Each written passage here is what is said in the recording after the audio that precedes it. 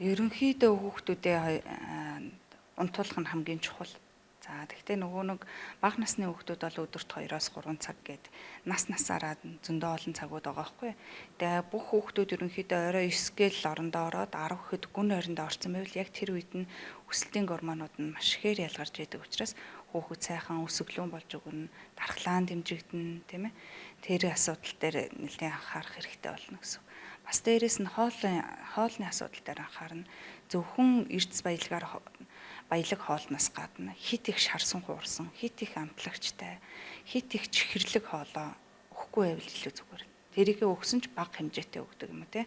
Тэгэхгүй болохоор нөгөө нэг хит их шарсан хуурсан хоол бид нэр өөрсдөө нөгөө хуурай хоол, шарсан хуурсан хоол, амтлагчтай хоол идэх дуртай. Тэрнтэйгээ адилхан хүүхдэд тусна хоол ээж өгөхгүй хүүхдэд өгсөөр гад сүүлийн үеийн хүүхдүүдийн нөгөө нойр бэлчирхай гэдэг юм маш их өвчлөлтэй болсон. Тэгэхээр тэрийг сайн анзаараад бид нэр хоолтой хамгийн чухал анзаарах хэрэгтэй болж байгаа гэсэн үг.